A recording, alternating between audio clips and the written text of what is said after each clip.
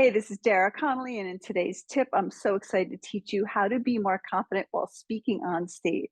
Let's do it.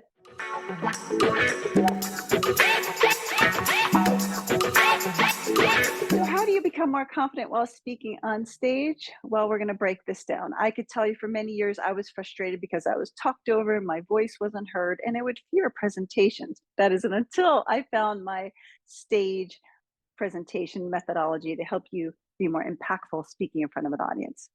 So, like you, many of us fear speaking because speaking is an unknown. So, today we're going to take away all those unknowns. And we often fear things because we don't know the outcome. We don't know what's going to happen. And the first thing we don't know what's going to happen is how the audience will respond to us. So, the first tip today is to be prepared. Prepare who your audience is. And this way you can embrace the stage with confidence. This is how you see sometimes speakers are ad libbing or they're moving through their speech without notes, as if there's no predetermined talking points, although there probably is. And a large part, this is because they've already determined who their audience is, what their problems are, and how they're going to address them. And I like to do this by creating a simple outline before I begin of what your audience members will want to take away from today's speech. Now, tip two is to know how you will perform. Because again, this is an unknown. Will you get nervous? Will you forget your slides? So, visualizing yourself to a point of success, speaking in front of that audience, not only helps you reduce your nerves, but instead it takes you into the moment that before you actually walk out onto that stage, you've already visualized it. You visualize knocking it out of the park, imagining everyone giving you a standing ovation. When you practice visualization, it takes you out of that unknown. And tip three is to write down your bullet points. I know it's tempting to write out your full speech word for word and then read it to the audience as if it's a script, but we don't want to do that. We're going to chunk our content into groups of three. Maybe there's three stories or three bullet points. And then you don't read it from verbatim, you tell the story as if you're addressing a friend.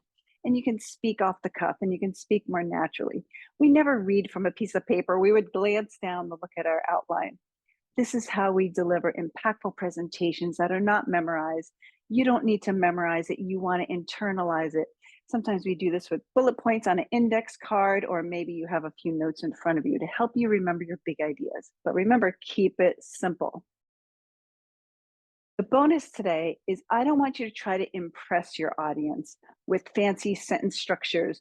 I want you to focus on keeping them engaged with short phrases, quick, snappy stories, something that keeps it moving. Audiences have limited attention span, and your speech will be better catered to that when you are more direct. Look, every speech is not going to be a hit, and there's not much you can do when that happens. So just keep talking like you're killing it and get through what you came here to say. And the more you do that, your speeches will get better. These are just a few of the many tips I can teach you on how to speak with impact in front of an audience.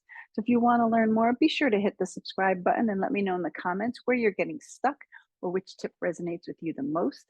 And until then, stay tuned for the next tip where I can help you speak with impact every day, every time. Are you ready to do so? I dare ya.